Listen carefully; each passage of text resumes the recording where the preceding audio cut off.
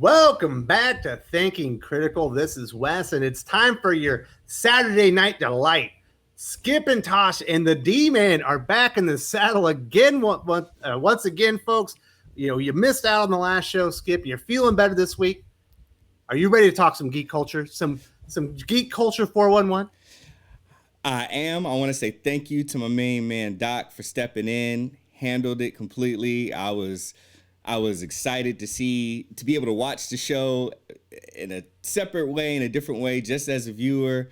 That was awesome, but I'm excited. I'm back. I'm ready to talk some comics. It's been like 4 days worth of comic talk for me between going on streams and watching other people's streams. So let's get into it, Wes.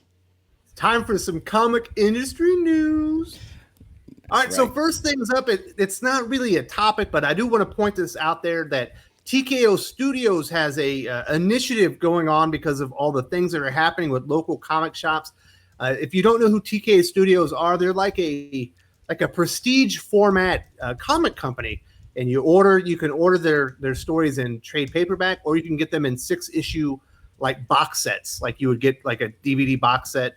And there's some great creators on there. Steve Epting, Jeff Lemire. Who are some of the other ones? Garth Ennis. Joshua Dysart. So some really good talent there. If you go to their website, which I believe is tkopresents.com, and you go and buy one of their trade paperbacks, which are $20, or the 6-issue box sets, which are $30, 50% of that cost will go to the comic shop of your choice. So if you want to support your local comic shop, but maybe they're not open during these hard times, that is another way you can do it, and you'll go check them out. They might have a story that you like. But with that, let's get into the first topic of the day. Comics pros are championing a DC Marvel crossover to help jumpstart the comic industry in the near future. Is this the right time to plan a huge crossover between the big two? You know what? Because of the situation, because of the times that we're living in, and everything that the world is dealing with right now, anything that brings us closer together and that helps take our mind off of the craziness of the world that we live in, I'm all for it. So I absolutely believe that, I think it would be a good time for them, if not to do the whole thing, at least like give us a few seeds, to just spark it and start it off. So I think it would be a really good time to do that. Give us all something big to be talking about, going into Discords and talking about them, long Twitter threads online, people getting excited, going outside of, the reality and, and the dire situation, and to give us some hope, which, to me, outside of entertainment, obviously, I think that's the essence of what, superhero comics are about, giving us hope. And I think right now is the perfect time for hope, Wes. What do you think about the timing of possibly a Marvel DC crossover? I don't think now is the right time to announce it. I don't mind people kind of talking about it. You see some creators out there calling dibs on their crossover that they've always wanted to do. I think that's fun. It's a good back and forth for people to maybe take their minds off of things. But, when the dust settles and everything's clearing up and we're getting a better idea of where we are with all this stuff, I think a DC Marvel crossover would be awesome to help generate interest back into comic books, because people maybe that stepped away or didn't get comic books for a while, it would be a good reason for them to come back, see something interesting. Of course, there have been DC Marvel crossovers in the past, but we haven't seen one for a very long time. And I think it would be a great gesture, a great move to see all these creators working together and putting differences aside. And just doing something for the community to say thank you for sticking around, or thank you for coming back to comic books. So I don't know if right now is the perfect time, but I think, in the near future, once we've all got our bearings back and we're all pointed back at true north, would be the absolute perfect time. Absolutely. Makes sense, my friend. Well, from some DC and Marvel comics talk, onto the Star Wars and Disney side of things. The Mandalorian is the best thing to come out of Disney Plus so far. Rosario Dawson is now officially cast to star as Ahsoka Tano in season 2. Smart casting, Wes? So that's an interesting question. When I first heard the news, I was like, is she she seems maybe a bit old. Is she the right actress? But when you look at the timing of when the character was introduced in Clone Wars, and then she's in Rebels, she isn't a teenager anymore. She's certainly into her mid-30s, maybe even her early 40s. So Rosario Dawson certainly is the right age. And then if you just think about their facial features and everything, she actually kind of looks like what you would expect Ahsoka Tano to look like, and she has the voice for it. So at first I was hesitant, but when I thought about it, I was like, actually, I can't think of a better person to play, Ahsoka Tano. Really, one of the characters in Star Wars lore that's come out of the new era of Star Wars, not exactly with Marvel or Disney, but introduced from Lucasfilm in was it Cartoon Network? I can't remember, but the Clone Wars animated series, a character that really rubbed people the wrong way, but absolutely a fan favorite over time, and was one of the very best parts of Star Wars Rebels. Probably one of the coolest things that ever come out of Disney's version of Star Wars so far. So I'm actually excited about this. I liked The Mandalorian season 1. I didn't think it was as great as everyone else, but I did enjoy it. And I think adding Ahsoka Tano, absolutely, it's going to make it even better. I actually agree. I agree with you also on, I didn't think the Mandalorian thing was the best thing on earth, but I definitely appreciate it and enjoyed it a lot more than any of the Star Wars sequel trilogy. So with the feeling of it, the way that they shot it, which I watched a behind the scenes thing where they had this big old 3D screen to make up the landscape, and then they shot it, with that context. It makes sense why the world felt so lived in and it was so believable and it felt like the original trilogy. Now, to add an actress like Rosario Dawson in there who has really good, she has gravitas. She definitely has gravity when she's on the screen. She can hold the scene. She can hold her own. And I think with all of the practical effects and the makeup and the costuming and everything, and then her natural skin tone as well, I think she'll make up a really good Ahsoka. And her maturity, yeah, if we take that time frame into perspective, Ahsoka not being so young anymore, being older, more experienced, having seen things, I think Rosario Dawson can fill that role really well. Not looking for her, obviously, to take over. Don't even know how many episodes she'd be in, but at the very least, when she'd show up, we wouldn't feel like, oh, that was a waste of Ahsoka. We will say that actress came in there and gave us everything, that gave it her all, and definitely made a very believable version of a character that's very beloved. And like you said, Wes, at first it didn't start out that way. So for them to not give up on the character and mature the character, give the character a story arc where she grew and showed opportunities and bravery and crazy situations, I think Rosario will really hold it down. Absolutely. Cannot wait to see some white lightsabers on screen. It's going to be great. All right, Skip. Rick Remender is posting info about declined series pitches, including an X-Men series for Marvel and a Justice League series for DC. Which was the bigger loss for fans? You know what? Posing the question this way, because when we first talked about it before the stream started, it was like, which one was my favorite one? Which one was the bigger loss for fans? I'm going to say the DC one. I love Rick Remender. He's one of my favorite writers, right up there with Jonathan Hickman and Ed Brubaker.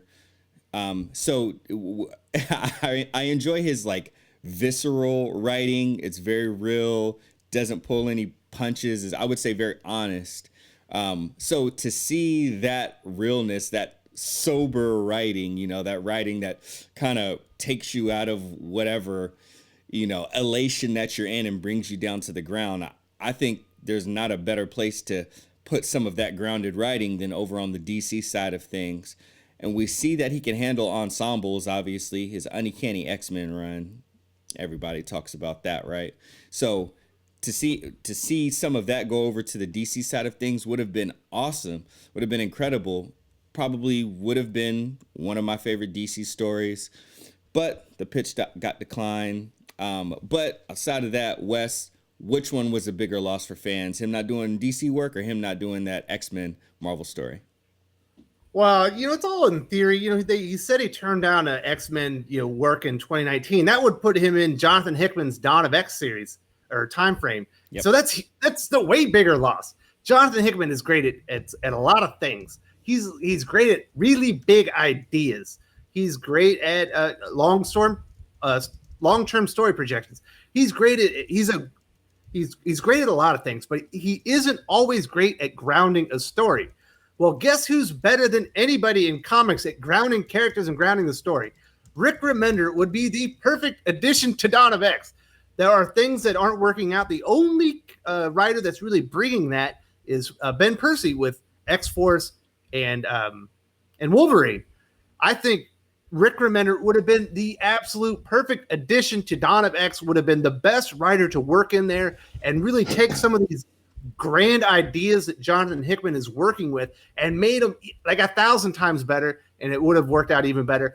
Or if they could have even, if it wasn't X-Men, get him on Avengers and, set up this Avengers versus X-Men thing coming up. That would have been great. So would I like to see him at DC? Absolutely. DC's my jam. I am a DC guy through and through, but man, as much as I like Dawn of X right now, I would love it even more if he were if Rick Remender were a part of it. So that's the way bigger loss for fans. It could be the biggest X-Men, biggest time in X-Men history with Rick Remender being part of it, in my opinion. Paul, it was Hickman and who's writing the other person is writing New Mutants with Hickman? Oh, Ed Brisson. Pull those two off, and with what Remender did with and is doing with Deadly Class and that group of teens, put that into New Mutants, and I would not have stopped buying New Mutants. I would have stuck with it. That would have been incredible. So I like the cut of your jib, Wes. I like where you're going with that. All right. Well, from Marvel comics and all of that over to some DC or some Marvel MCU news. Big question here. So finally, we're getting a good look at Taskmaster's costume for the upcoming Black Widow film. And especially with us seeing more of a detailed mask and face, does the whole costume now get a pass or a fail, Wes? Oh, man, this doesn't just get a pass. This is like some A+ material right here. Taskmaster is one of the coolest villains in all of comics. He's adapted every kind of martial arts.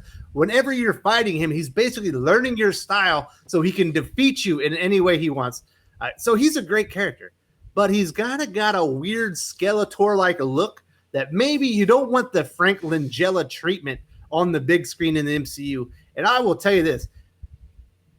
Kevin Feige, Marvel Studios, knocked it out of the park. That is one of the baddest looking costumes I've seen in the MCU so far. It's a great interpretation of what Taskmaster could be or should be, and I was blown away. I thought he would be a stupid looking character that has, that was underutilized and probably underappreciated in the MCU. But now that I have a good look at him, it sucks that he's only coming in now and it's a prequel, so he's probably going to die at the end of it. That's the worst part because he looks dope. He should be right there with Loki as one of the 2 or 3 biggest villains, in Thanos, man, because it looks good.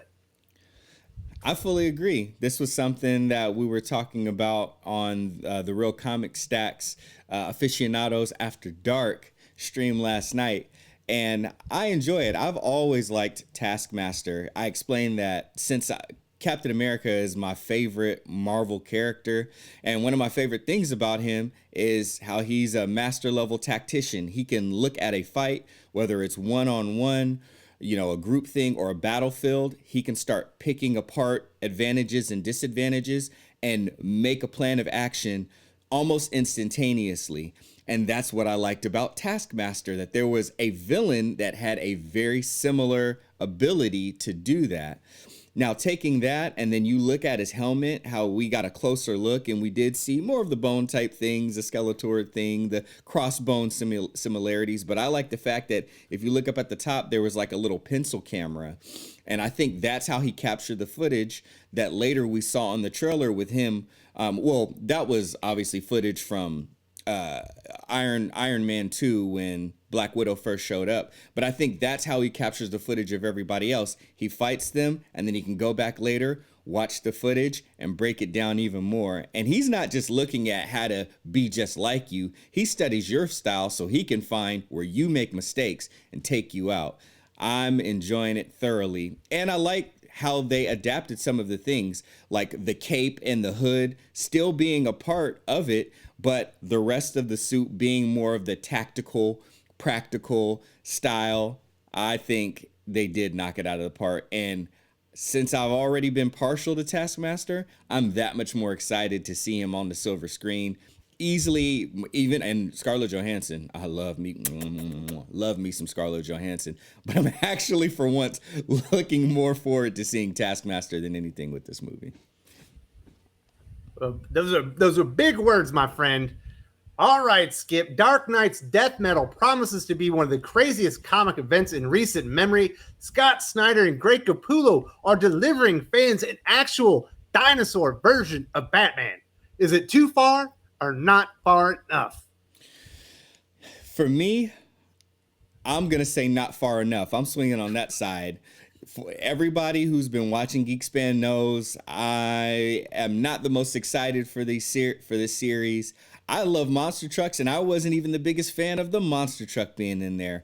But damn it, they got me this time, Wes. The dinosaur that's in the Batcave, the T-Rex, they're going to have that thing come alive? Oh, yeah, man.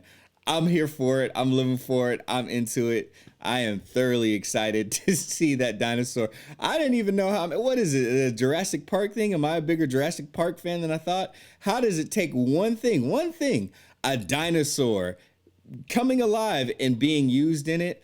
All right. Freaking finally, Scott Snyder, Greg Capullo, you hooked me. I'm definitely buying that damn comic book. I have to see the T-Rex. There's no question about it. Wes, too far or not far enough? But it's not far enough. That was the best thing about Dark Knight's Metal, where all the one-shot stories with the origins of all the evil Batman. You know, you had the Red Death, Dawnbreaker, Batman Who Laughs. You got all these great origin stories. I got to see the origin story of Dinosaur Batman. That thing looks nuts. You know, we're also going to get a monster truck Batman. What else can we going to get? Can we get a skyscraper Batman? I don't know. The sky's the limit. This is Scott Snyder. It's Greg Capullo. Anything could happen. Maybe we'll get, a Chihuahua Batman. I don't know. All I know is I can't wait to read these. Those one-shots are going to be awesome. I don't even care who writes them or illustrates them. I just know they're going to be dope as hell. Yeah, it's going to be dope. I'm definitely far more into it now. I checked out some interviews with Greg Capullo talking, so I'm all for it, man. I'm psyched now. Definitely be reading issue number 1, and I'm sure we'll be talking about it here on Thinking Critical. All right, we've been back ping-ponging, going back and forth, so we're jumping back over onto the Disney Plus side of things. Disney Plus customers, Disney Plus is asking their customers which Joss Whedon series would they like to return. The two obvious choices are Buffy the Vampire Slayer or Firefly. Which series needs to return, Wes?